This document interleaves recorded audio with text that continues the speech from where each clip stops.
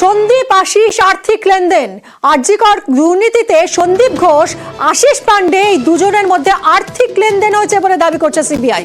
অ্যাকাউন্টের মাধ্যমে এই লেনদেনের হদিশ পেয়েছে সিবিআই। এবার সিবিআই স্ক্যানারে আশিস পান্ডের অন্যান্য লেনদেন।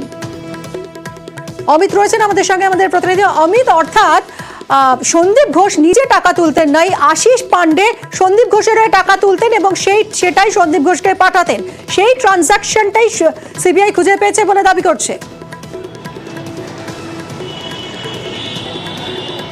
একেবারেই গতকাল যখন আদালতে পেশ করা হয়েছিল আশিস পান্ডেকে, তখন আদালতে স্পষ্ট করে দেওয়া হয়েছিল সিবিআইয়ের তরফে যে সন্দীপ ঘনিষ্ঠ হওয়ার সুবাদে সন্দীপের হয়ে বিভিন্ন জুনিয়র ডাক্তার, বিভিন্ন সিনিয়র ডাক্তারকে হুমকি দেওয়া, টাকা তোলা, এমনকি প্রত্যন্ত এলাকায় বদলি করে দেওয়া হবে, সেই বদলি আটকাতে গেলে আপনাকে টাকা দিতে হবে, এই ধরনের ঘুষ নেওয়ার তথ্য কিন্তু সামনে এসছে। এবং পুরোটাই সন্দীপের ঘনিষ্ঠ হওয়ার সুবাদে একজন হাউস স্টাফ হয়ে বা জুনিয়র হয়ে এই কাজগুলি তিনি করতেন। সেক্ষেত্রে এই টাকা তোলার পরে সেই টাকার আর্থিক লেনদেন হয়েছে সন্দীপ এবং আশিসের মধ্যে, এই তথ্য এসছে। নগদ শুধু নয়, ব্যাংক অ্যাকাউন্টের মাধ্যমে লেনদেন হয়েছে, তথ্য প্রমাণ সিবিআই আধিকারিকদের হাতে এসছে। সেই জায়গা থেকে আরও বিস্তারিত তথ্য জানার জন্য আজকে সংশোধনাগারে গিয়ে সন্দীপকে তারা জেরা করতে চাইছেন।